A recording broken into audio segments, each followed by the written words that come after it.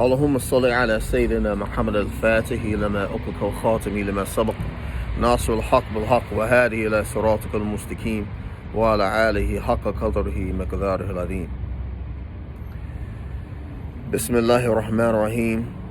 صلى الله على سيدنا محمد وعلى آله وصحبه وسلم تسليما.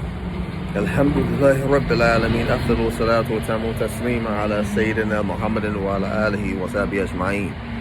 ورضي الله تعالى عن هذا السادة التابعين وعلماء عاملين وأئمة أربعين مجتهدين مقلديهم إلى يوم الدين. أما بعد. الحمد لله رب العالمين.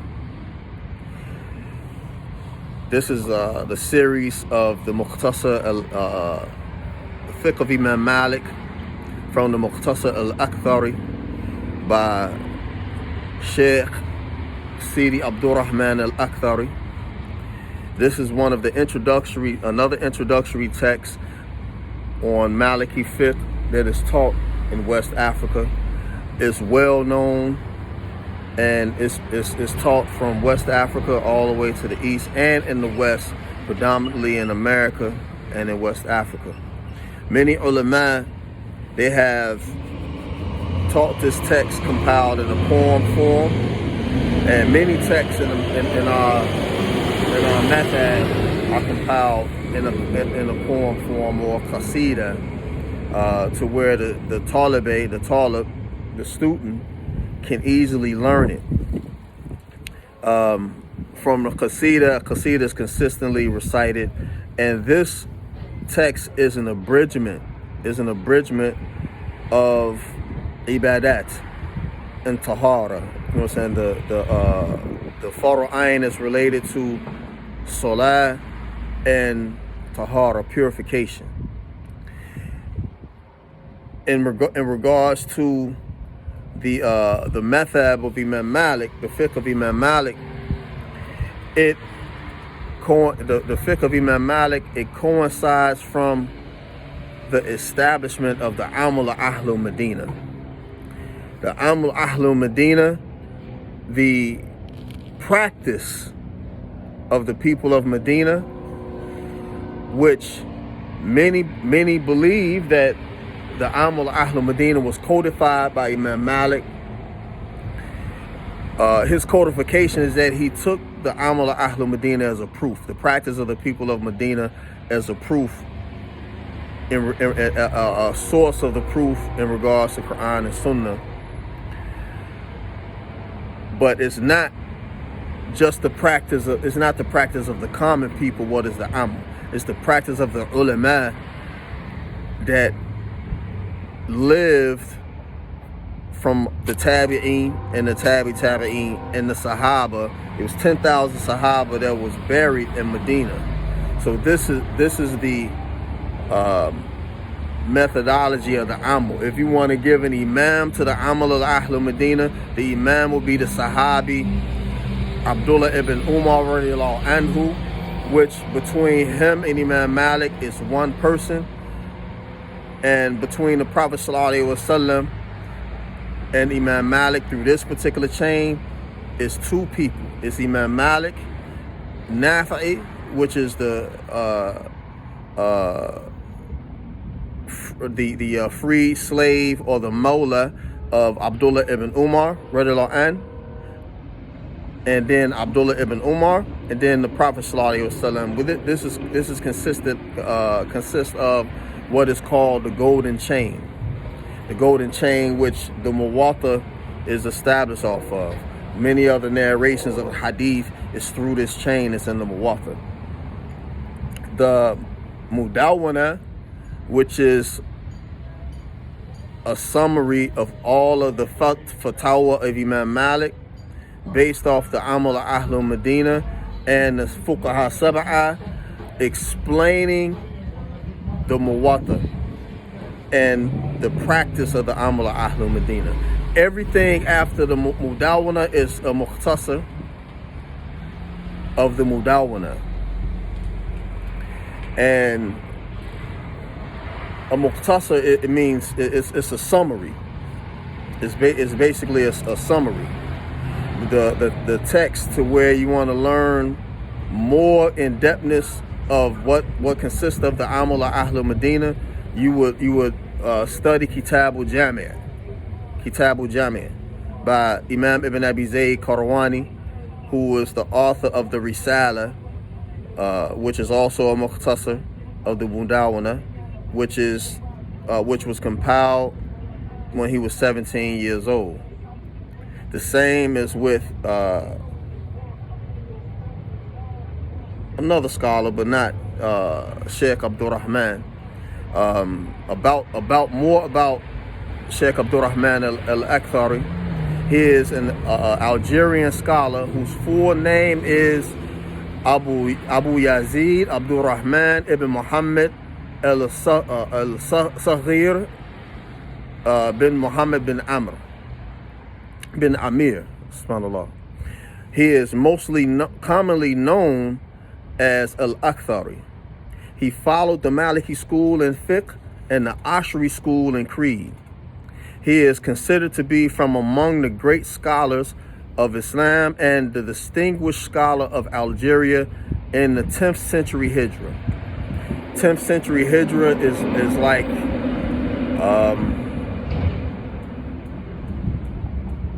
10th century Hijra is like the 15th century Christian era, Gregorian. This is like the 15th century Gregorian. You know what I'm saying? Which, you know what I'm saying, his birth is two dates, you know what I'm saying, 920 Hijra and an earlier date,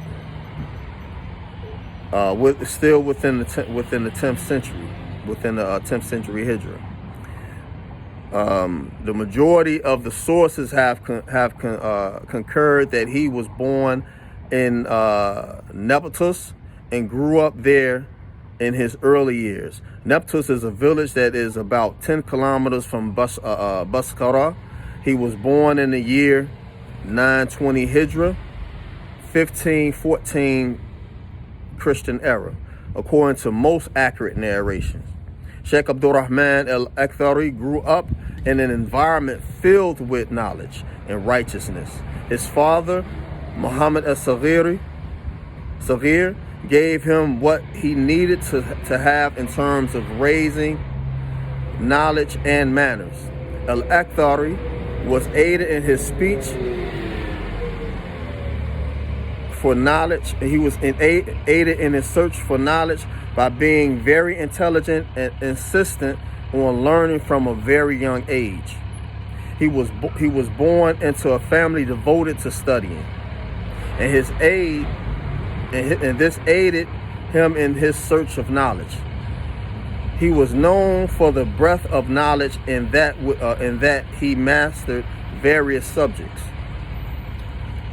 Al-Akhdari undertook al-Rihla, or a journey to seek knowledge that gave him well-rounded development of his knowledge. One of his journeys took him to Tunis to study in the famed Zaytuna University. During his time there studying and sitting with great scholars, his knowledge base increased greatly. After his time there, his journey took him to Bentawais, so that he could take another journey to Constantinople, as it was a great center of learning at that time. There he met many scholars and studied with them and took from their knowledge. After that, he returned to Bentawais and settled there, establishing a school at the Zawiya that his grandfather Muhammad ibn Amir founded. The school was a center of learning whose knowledge illuminated the horizon around it. Al-Akhdari stayed at the school, teaching and giving lessons to students and producing scholars. It was a grade school that had as its pillar Al-Akhdari, and attached the attention of many seekers of knowledge. Attracted the attention of many seekers of knowledge. Those seekers then began coming to the school from every deep valley and faraway land, including the area in the south of the country and from Constantinople and the surrounding areas. Sheikh Rahman al-Akhdari loved to take time to be alone kahwa, as he was one who renounced worldly things. He was a zahid and spent much time in devotional worship, ibadah. From time to time, he would travel to the mountains in the surrounding area and would find rest being there, as well as an increase in spiritual cleansing. Two of these mountains that he would travel to are Mount Ahmed Haddud and Mount Iyad, that are part of the Al-Awras range that borders the desert. It was during this mountain retreat that he wrote a number of his books, like Al-Duratul Bayda, which he wrote while on the mountain of Ahmed Haddud. While on Mount Iyad, he wrote a commentary on his book on Arabic rhetoric entitled Al-Jahar al-Maknoon, as we find that he wrote at the end of the book, this book is completed during the blessed month, the blessed night of Jum'ah, on the last day of Rabi Awwal in the year 952 Hijra in the area of Mount Iyad.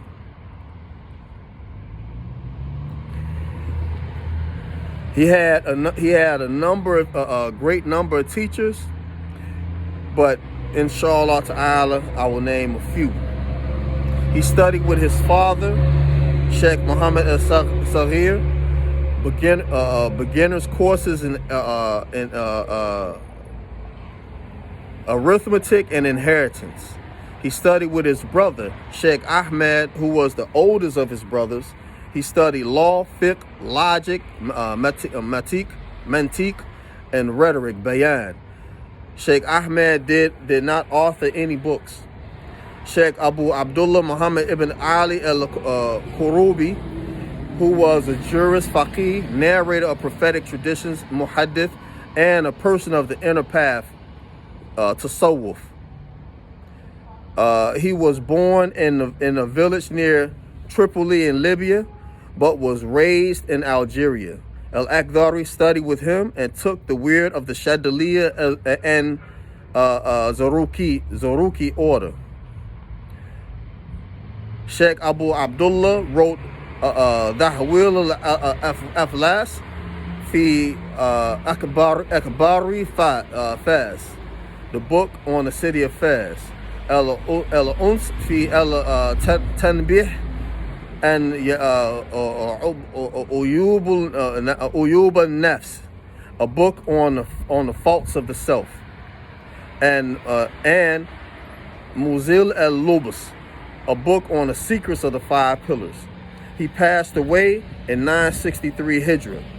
Sheikh Abdurrahman ibn al-Qurun, who lived near the village of Tuluqa, Al-Akhdari benefited immensely from him. Sheikh Umar ibn Muhammad al-Kamad, who is well known as Al-Wazin, he was one of the great scholars of Constantinople and was a faqih, Sufi, and a scholar of both logic and narration. Some of his works include Al-Bida' al-Muzajah, fatwas on both law and creed, and a marginal commentary, Hashia, on Sunuti's work on creed.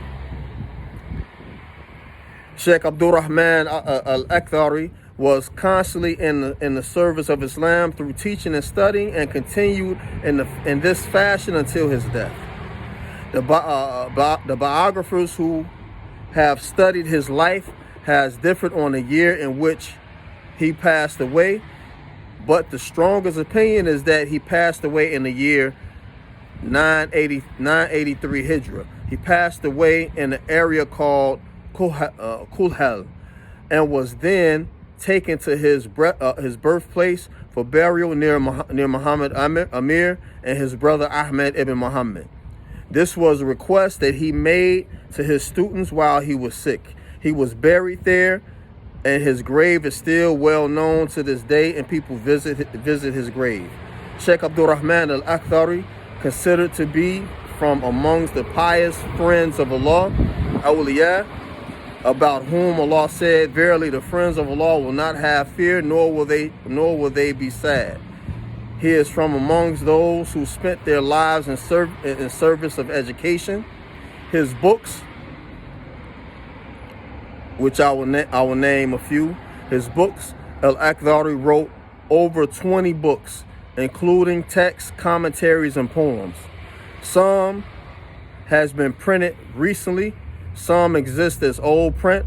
Others are still in manuscript form. And some of his decayed or been lost. Some has been decayed or has been lost. The following is a list of some of his works. Al-Jawhar Maknoon fi Thalathati Funun, which is a book on Balaga, on rhetoric. A commentary on Jawhar al-Maknoon. 2, 3, Al-Siraj al-Fil Haya, a poem on astronomy written when he was 19 years old.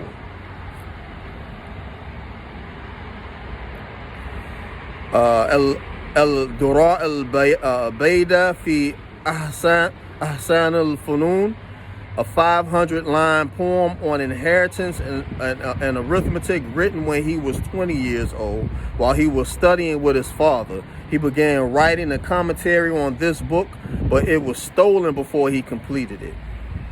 It was then returned, and yet he was not able to complete it. The fifth, Ashar al-Maqlab fi Ilm Usturlab, a book on the use of the astrological astronomy and the planets. He wrote the book when he was 24 years old. A commentary on a Sunusiya, a book of creed. A book of creed, Aqidah, on Sunusi's creed. Al-Sulam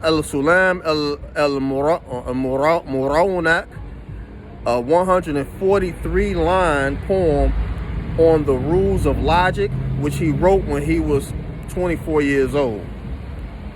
A commentary on Al-Sulam al-Murawnak.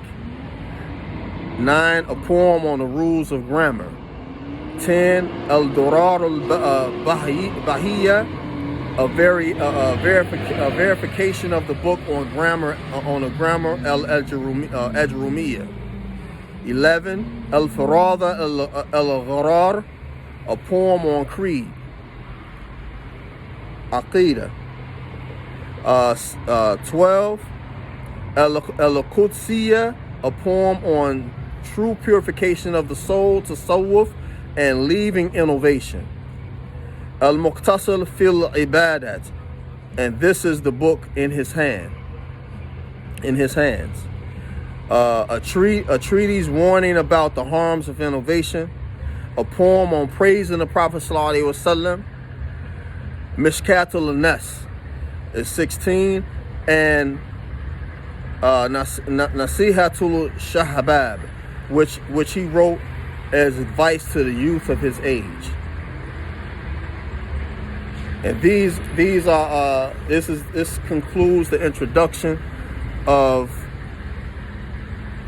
and about the Sheikh of the Muhktasar al-Akhdari, Sheikh Abdur Rahman al-Akhdari, which is the Fiqh of Imam Malik, rahimahullah. Assalamu alaikum wa rahmatullahi wa barakatuh. Subhanaka Allahumma wa bihamdika, ashhadu an la ilaha illa anta, astaghfiruka wa atubu ilayk. Subhana rabbika rabbil izzati ma yasifun, wa salamun ala mursalin, walhamdulillahi rabbil alamin, bi rahmatika ya arhamar rahimin, wassalatu wassalamu ala rasulika karim, amin.